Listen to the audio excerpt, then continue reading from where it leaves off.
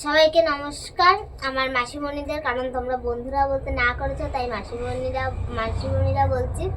আজকে কোনো কাজের ভিডিও নিয়ে আসিনি, আজকে আমরা কিছু বলতে চাই চ্যানেল সম্পর্কে, তাই এসে চলো মার কাছ থেকে শুনে নাও, তারপর আমি বলছি। বন্ধুরা, তোমরা তো রিমির ব্যাপারটা সবই জানো। ভিডিওটা একটু স্কিপ না করে দেখার জন্য, বেশি বড় করবো না ভিডিওটা।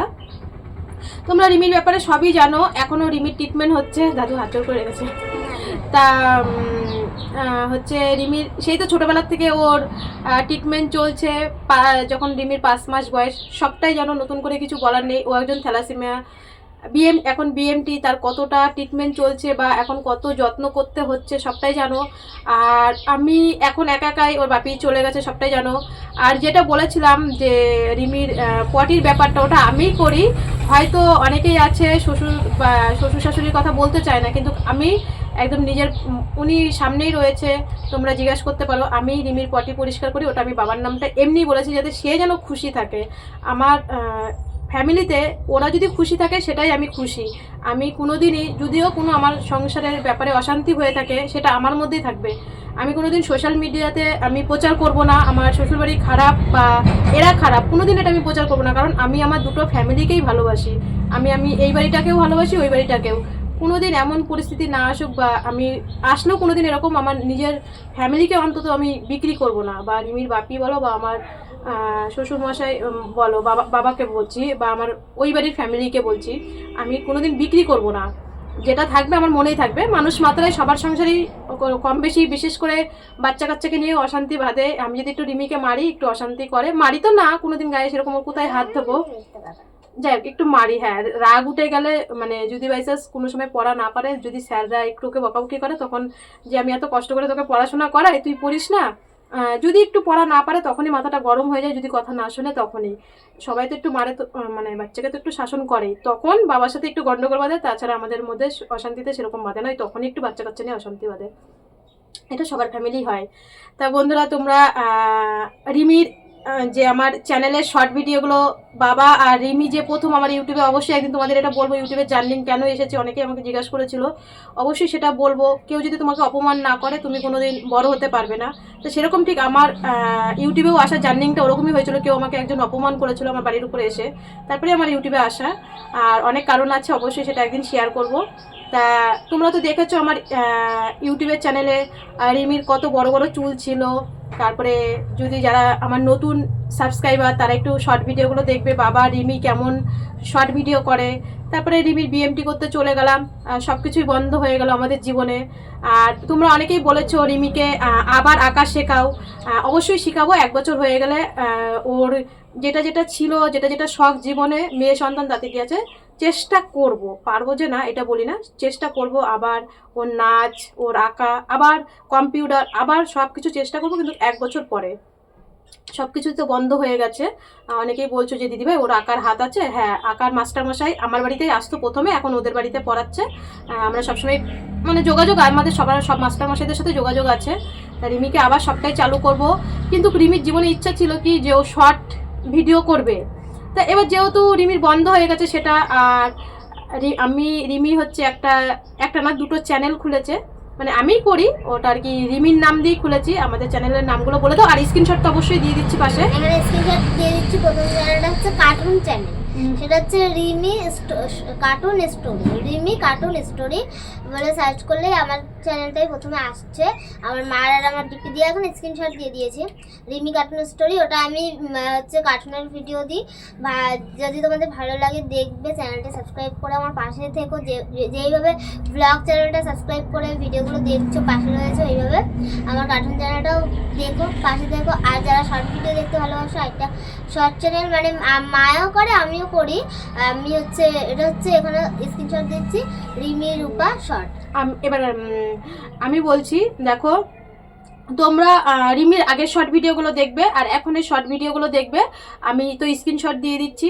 শুধু তোমাদের কাছে একটাই অনুরোধ করব, হয়তো রিমির মাথায় এখন চুল নেই, তোমরা জানো একটা যারা ক্যান্সার পেশেন্ট বা যারা কেমো পেশেন্ট, রিমিরও বিএমটি হয়েছে, যাদের কেমো দেয়, রিমির 28টা কেমো দিয়েছে, এত কষ্ট করে আমার তোমাদের আশীর্বাদে জয়ী হয়ে এসছে, অনেকে ওকে জয়ী বলে ডাকো। এবার দেখো রিমির ডিপি দেখবে বা রিমির ফটো দেখবে, রিমি তো এরকম দেখতে ছিল না, 28টা কেমোতে এত বড় একটা ট্রিটমেন্ট হয়ে এসছে, এরকম হয়ে গেছে। চুলটা উঠতে একটু লেট হবে, যারা কেমো পেশেন্ট তাদের চুল উঠতে প্রায় 2 বছর লেগে যাবে, কিন্তু রিমি তো চুল উঠতে 2 বছর টাইম লাগুক তাতে কি আছে, থেমে থাকলে তো হবে না, আমাদের তো এগোতে হবে। ওই যে দেওর বৌদি দেখি সবাই ভিডিও করে, ওদের কি জানি কি কারণে টাক করেছে দেখলাম, আবার চুলও উঠে গেছে। যারা অরিজিনাল পেশেন্ট তাদের চুল উঠতে প্রায় 2 বছর, ওর রিমির চুল আগের মতন হতে প্রায় 2-3 বছর লাগবে। এবার 2-3 বছর ওর চুল উঠতে লাগবে বলে ও তো লুকিয়ে ঘরের মাঝখানে থাকতে পারবে না। ও যেরকমই দেখতে হোক, আমি জানি আমার পরিবারটা খুব ছোট কিন্তু স্ট্রং। রিমিকে ওর মাসিমণিরা সবাই ভালো ভালো কমেন্ট করে, তোমরা শর্ট ভিডিওতে একটু দেখবে। এখন তো রিমি আর আমি করছি, পরবর্তীতে রিমি করবে, বাবার খুব শর্ট ভিডিও করার শখ, আর রিমিরও খুব শর্ট ভিডিও করার শখ। ওর মাথায় চুল নেই, ও এখন দেখতে অন্যরকম হয়ে গেছে বলে কি ও ঘরের মাঝখানে লুকিয়ে থাকবে? ও কি বেরোবে না বাইরে? কি বেরোবে না? সামনের পথটা তো আমার এগিয়ে দিতে হবে। তাই ওরা দাদুনাতি মিলে একটা শর্ট চ্যানেল খুলেছে, সেটা হচ্ছে রিমি রূপা শর্ট। তোমরা একবার ভিজিট করতে পারো যদি ভালো লাগে। আর যদি ভালো লাগে অবশ্যই একটা মানে রিমির চুল নেই হিসাবে বা দেখতে এখন এরকম কেমো দেওয়ার জন্যে কিন্তু কেউ খারাপ কমেন্ট করো না। আর আমি জানি আমার খারাপ কমেন্ট পড়বেও না আমার পরিবারের থেকে। আমার পরিবারের সবাই রিমিকে খুব ভালোবাসে সত্যি সত্যি। আর কার্টুন চ্যানেলটা আমি করি। দেখো রিমির প্রচুর পরিমাণে যত্ন করতে হয়, সেই ভোরবেলা উঠের থেকে ওষুধ দেওয়া, তারপরে খাবার 3 বেলা গরম গরম, ওদের দুজনকেই দাদুনাতিকে দুজনকেই 3 বেলা গরম গরম। তাই তো? আমি কি একটা ভুল বলছি? না না, একদম সত্যি কথা। 3 বেলা গরম গরম খাবার দেওয়া। তারপরে রিমি অনেক রাত অবধি পড়তে হয়, রিমি অনেক পড়া পিছিয়ে আছে, সেগুলো পড়িয়ে টড়িয়ে আমি কার্টুনের চ্যানেল করি। রাত 1টা 1:30 2টো পর্যন্ত আমি কার্টুনের চ্যানেল, কার্টুন প্রত্যেকদিন তো ভিডিও দিতে পারি না কারণ কার্টুনের চ্যানেল অনেক টাইম লাগে। আমি প্রায় রাত 2-2:30 অবধি জেগে জেগে সব কিছু করি তোমাদের আশীর্বাদে, কারণ আমার প্রচুর পরিমাণে খাটতে হবে, না খাটলে আমার হবে না।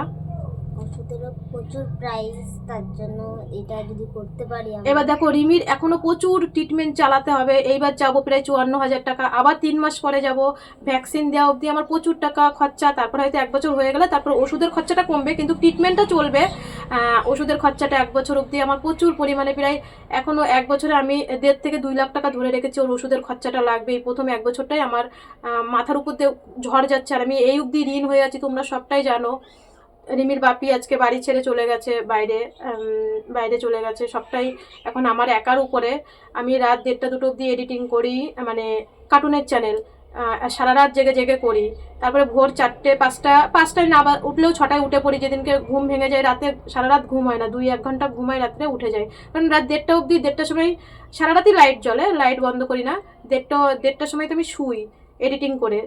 আর কার্টুনের ভিডিওটার কথা একটা বলছি, দেখো আমরা তো প্রথমেই মায়ের গর্ভের থেকে উঠেই তো কেউ চাকরি বাকরি করি না, প্রথম আমাদের হাতে করি হয়, তারপরে অওয়া শিখি, প্রাইমারি স্কুলে যাই, তারপরে গার্লসে যাই, তারপরে কলেজে, তারপরেই তো আস্তে আস্তে ধাপে এগোই। আশা করি কার্টুনের ভিডিও এখন যেরকম হচ্ছে, আশা করি তোমাদের সামনে আরো, তাই না মানু? আরো ভালো আসবে সামনে। এখন মানে যেটুকু পারছি মাত্র শিখছি আমি। এখন হয়তো একটু ভালো হচ্ছে না কার্টুনের ভিডিও, ছোট ছোট হচ্ছে। এর জন্য তো বললাম, আমরা তো সবাই একবারেই সবকিছু শিখে যায় না। যেমন প্রথমে হাতে খড়ি, তারপরে অওয়া, তারপরে ABCD, তারপরে আমাদের স্কুলে ভর্তি, তারপরে গার্লসে, কলেজে, এরকমভাবেই তো ধাপে ধাপে আমরা উঠি। যেমন কার্টুনের ভিডিওগুলো আস্তে আস্তে চেষ্টা করবো আরও ভালো। কার্টুনের ভিডিও সবসময় দিতে পারি না, সপ্তাহে 1-2টো দেওয়ার চেষ্টা করব। আর হচ্ছে শর্ট ভিডিওটা এখন আমি দিচ্ছি, মানে তারপরে পরবর্তীতে দাদুনাতি করবে। যেরকম আমাদের পোশাক আশাক আছে, আমাদের একদমই আমরা নির্মুখ গরিব, তোমরা সবই আমার বাড়িঘর সবই দেখছো, কোনো কিছু লুকানোর নেই।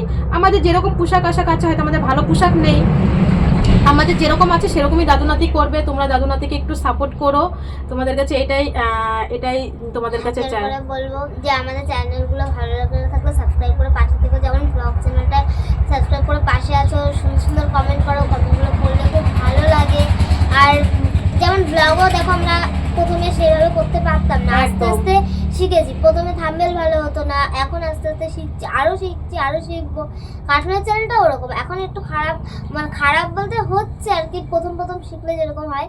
আর আস্তে আস্তে এবার ভালো করার চেষ্টা করছি, এক একদিন এক একটা ভালো করার চেষ্টা করছি।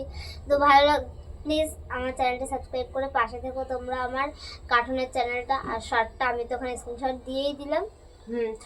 আর হচ্ছে তোমরা অবশ্যই আশীর্বাদ করো এগিয়ে যাওয়ার জন্য, এটাই বলতে আসলাম। তুমি কিছু বলবা? বাবা বলছি, তুমি কিছু বলবা যে আমাদের ভিডিওগুলো একটু দেখো? আমাদের ভিডিওগুলো একটু দেখবেন, আমরা গরিব মানুষ, যাতে আপনাকে পাশে থাকতে পারি। মানে তোমরা জানো আমি একটা রিমির বিএমটির আরো বিএমটি অনেক আগেই করতে পারতাম, কত লোকের পায়ে ধরেছি, রিমির ভিডিও কেউ ছাড়েনি, লাস্টে সবাই পাশে ছিল। এবার হচ্ছে আমি সেই হিসাবেই ইউটিউবে আসা, যাতে আমি লোককে উপকার করতে পারি। কারণ অস্মিকার মতন আর একটা বাচ্চা মেয়ে আমাকে বলছে ভিডিও করতে, সোনারপুরে আর একটা বাচ্চা মেয়ে বেরিয়েছে 2 মাস বয়স, তারও ঋদ্ধিকা বাদ দিয়ে সোনারপুরে আর একটা বাচ্চা মেয়ে, ওর মামা ফোন করেছিল আমাকে কালকে যে দিদি ভাই আমাকে একটা ভিডিও করো। আমি বলছি আমি রিমিকে তুই কী করে সোনারপুরে যাব, ওর বাবা বাড়িতে নেই, আমি একা একা যেতে পারবো না। রিমির বাবা ছিল, আমি অস্মিকার জন্য ঋদ্ধিকার জন্য যতটা পেরেছি করেছি, কিন্তু আমি কি করে তোমার ভাগ্নের কাছে যাব। কিন্তু আমি যেখান থেকে সাহায্য পেয়েছি ওদেরকে বলে দিয়েছি, এমনকি ওরা আজকে রাত্রেও আবার ফোন করবে, কিভাবে কি করতে হবে সবটাই বলে দেবো। দেখো আজকে রিমির পাশে প্রথমে কেউ এগিয়ে আসেনি বলে আমি কারোর পাশে এগিয়ে যাব না, তাহলে তো তাদের মতন সেই সব ইউটিউবারদের মতন তো আমিও হয়ে গেলাম।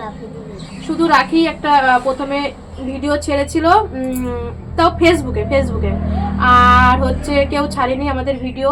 আজকে কেউ আমাদের ভিডিও ছাড়েনি বলে আমি কারোর ভিডিও ছাড়বো না, তাহলে তো তার মধ্যে সেই বড় ইউটিউবারের মধ্যে আর আমার মধ্যে তো পার্থক্য থাকলো না।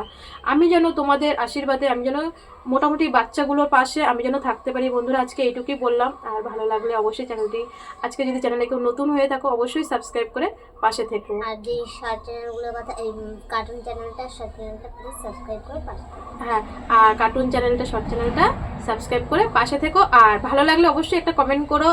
তোমাদের কমেন্টের ভিত্তিতে রিমি খুব আনন্দ পায়।